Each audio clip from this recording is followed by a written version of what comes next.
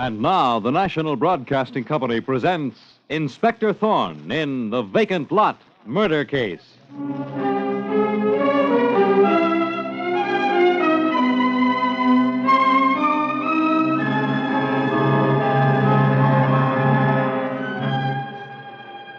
Tonight, the National Broadcasting Company presents the exploits of the spectacular young Inspector Thorne of the Homicide Bureau, whose investigations rank with many of the most celebrated ones in the annals of crime fiction.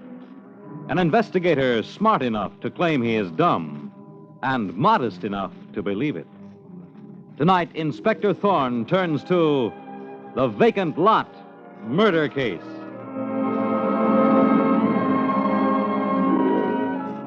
As tonight's Inspector Thorne murder case opens, picture, if you can, a vacant lot late on a summer evening. A street lamp casting a feeble light on a large for sale sign near the pavement. A man stops in a puzzled way and says to himself, "This is a funny thing. He said to come to number 1220. Must have made a mistake. This is a vacant lot." You looking for somebody, sir? Yes, for number 1220. But I don't see any. Oh, there's no 1220 on this block, mister. I live just across the street. I know there ain't. I guess you got the wrong address. Yes, it looks that way, son. Thank you anyway. That's okay. Good night. I wonder if this is a trap. Just what I thought. You lured me here to murder me. Help! Police! You killed me. What a fool I was. Come here.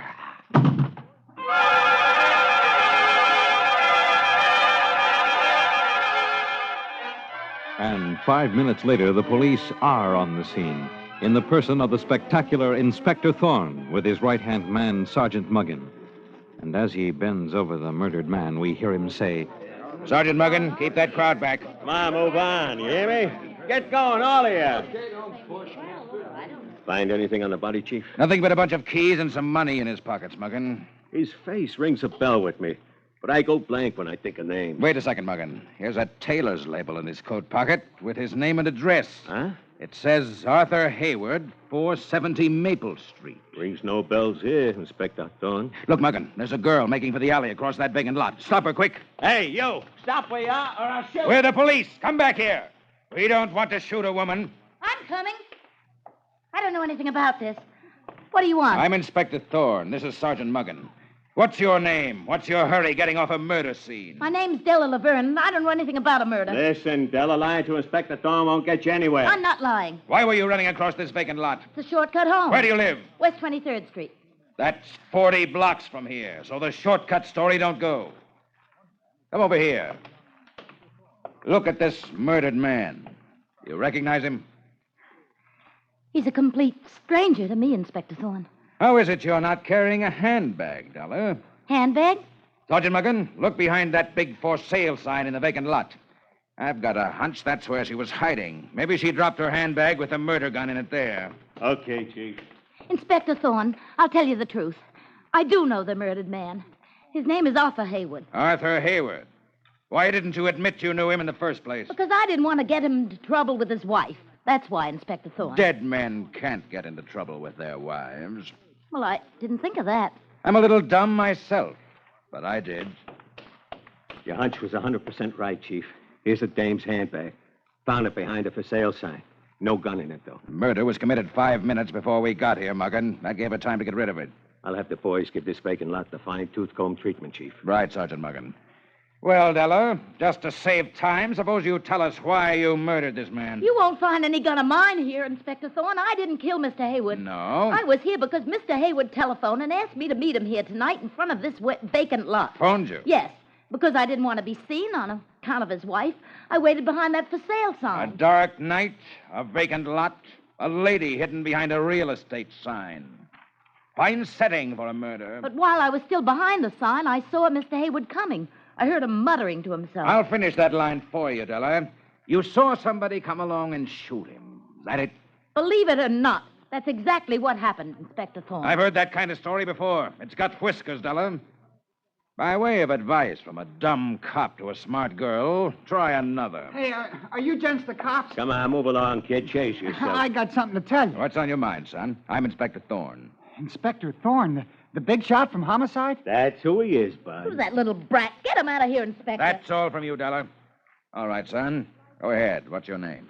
My name is Jimmy Kildare, and I live in that house across the street. Did you see this man shot down, Jimmy? No, sir. But I talked to the gentleman before he was killed. Talk to him. The gentleman was all mixed up. He said he was looking for number 1220 on this block. 1220. I told him there wasn't no 1220. That'd be this vacant lot. So I told him he must have the wrong address. What then, Jimmy? That was all, Inspector Thorne.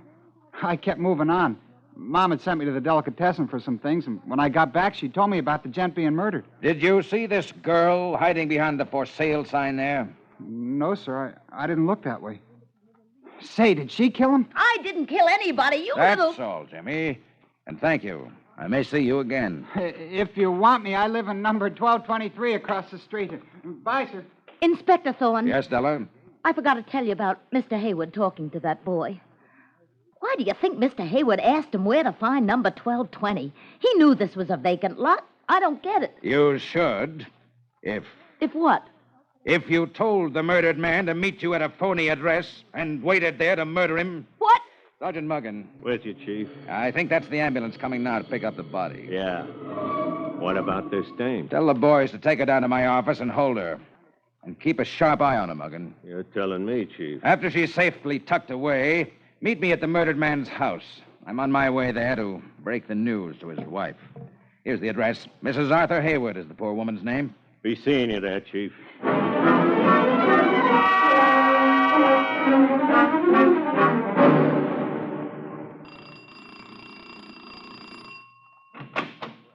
Yes, Is Mrs. Hayward at home? I'm Mrs. Hayward.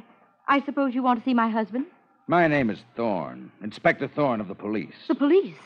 Oh, come in. I'm afraid you must brace yourself for very bad news, Mrs. Hayward. Bad news, Inspector Thorne? What? That's your living room, isn't it? Oh, yes, but why? I suggest we go in there. Oh, surely. Sit down in this chair. What I have to tell you is quite terrible. Terrible. Tell me what you mean, please. It's about your husband, Mrs. Hayward. My husband? Your husband was murdered about a half hour ago. What? The killer stepped out from a vacant lot in the dark and shot him. My husband murdered. Easy. You're becoming hysterical. No, I'm not hysterical. Easy now. My husband wasn't murdered, Inspector Thorne. He and I were just having a snack in the pantry. What? Yes, I'll call him. Arthur, dear. Coming, Ethel. Arthur, this is Inspector Thorne from the police. From the police. He came to report that you had been murdered. Is that correct, Inspector Thorne? There must be some mistake, Mr. Hayward. For a murdered man, I'm very much alive. Oh, if you hadn't been here at home, Arthur, I'd have fainted when Inspector Thorne told me. A woman we caught running away from the murder scene positively identified the body as yours, Mr. Hayward. This is utterly fantastic. I've never heard anything like it. To top the thing off, we found this tailor's label in the murdered man's coat. Well, it's my tailor, all right. And my name and address. This is the darndest thing I ever saw. Did you miss any of your clothes recently or give them away, Mr. Hayward? Now, let me think. Arthur, remember? You gave that blue serge suit you didn't like to your brother, John. That's right, I did. Last weekend at our little place in the country. Inspector Thorne, do you think it was my brother who was murdered? There's a certain resemblance, Mr. Hayward. It may be. Oh, this is dreadful. Now, don't jump at conclusions until you see the body. It may not be your brother at all. Well, it must be. This label comes from the suit I gave him. Perhaps he didn't like the suit any better than you did, Arthur, and gave it away to somebody. Oh, I imagine that's Sergeant Muggan who works with me. I'll let him in. I thought it was you, Muggan. Come in here. I want you to meet somebody. Huh? Sergeant Muggan, meet Mr. Arthur Hayward. Listen, Chief, I'm in no frame of mind to stand any kidding right now. Inspector Thorne isn't kidding you, Sergeant Muggan. I am Arthur Hayward, and this is my wife. Inspector Thorne thinks some mistake has been made, Sergeant. If it has, it's not the first one that was made tonight, ma'am. I might as well spill it now as later, Chief. What's that, Muggan? I let that dame we nabbed at the murder scene get away from me. You mean you let Della Laverne give you the slip? Call me all the names you want, Chief. The dame gave me a smooth story about seeing a guy doing the killing. I see. Said she saw Wade toss the murdered gun away. Started leading me to the spot and made a clean break. I sent out a general alarm for her. I'm betting we'll never see her again. Well, don't let it get you down, Muggan. It's a bad break, but those things happen. I should have caught on a dame with a name like Della Laverne was a smoothie.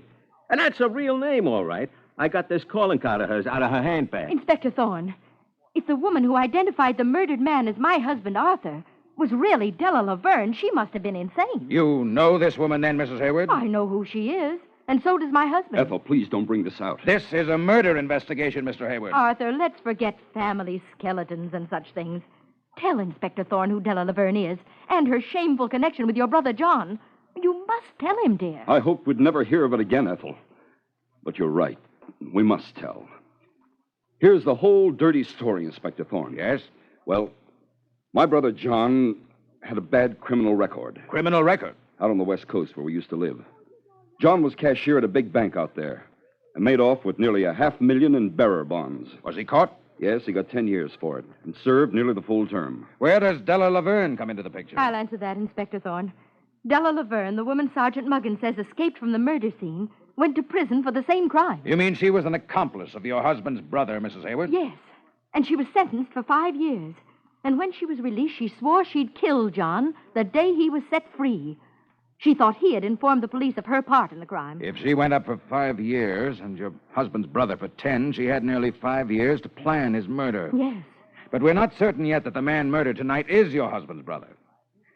Mr. Hayward, you say you gave him a blue serge suit last weekend in the country. I was surprised to see him there, Inspector Thorne. I hadn't seen him since he went to prison. A bad penny always turns up. When he showed up at our little place in the country, he said he was in a bad way, so I gave him that suit and some money. Even though he was my brother, I wanted to be rid of him so he wouldn't disgrace my wife Ethel and me any further. I understand. I do the same thing myself in similar circumstances. He said he was flat broke and destitute.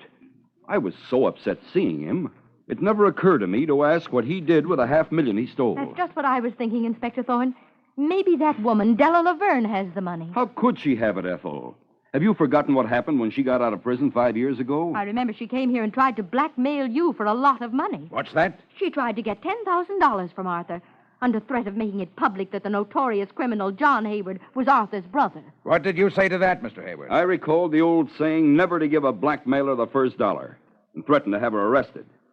Well, in any event, it proves that she didn't get away with $500,000 she and John stole. Without talking out of turn, Chief. Yes, Sergeant Muggin. I'm getting the idea Mr. Hayward's brother was bumped by the dame for that wad of loot. We're not sure the murdered man is Mr. Hayward's brother. Well, would it help if my wife and I went with you to identify the body, Inspector Thorne? The body is at the morgue, still in the medical examiner's hands now, but, say in half an hour, I could send a car for you. We'll be ready, Inspector Thorne. But Arthur, to that horrible place, the morgue. It's the only way to find out, dear. Oh, I suppose so. Sergeant Muggin and I will meet you there.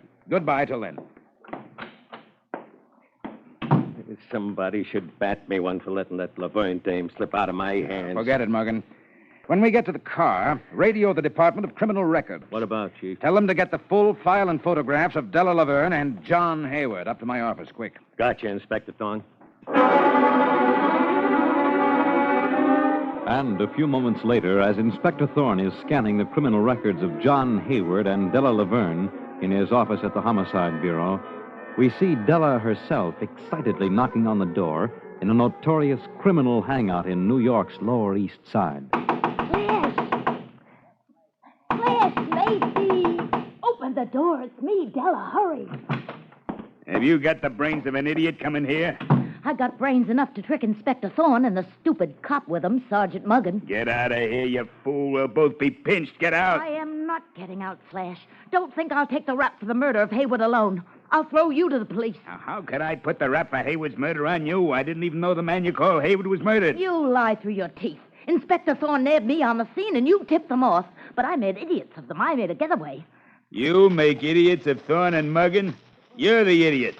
I told you that phone call to meet Hayward at that vacant lot was phony, but no, you turned a deaf ear to me. You had that call put through to me yourself, Flash Macy. You planted me there so you could kill him and frame me. Listen, Della, don't try any tricks on me. It's unhealthy. You asked for it, Flash, and now you'll get it. Give me that gun and do it gentle and careful. Oh? I got you covered. Give it to me before I blow a couple of slugs in you. Oh, no, I'll give you the gun. Here, I'll drop it on the floor. Now let's talk sense. You think I believe you made a getaway from Inspector Thorne? was Muggin that I tricked. You're tricking yourself, Della.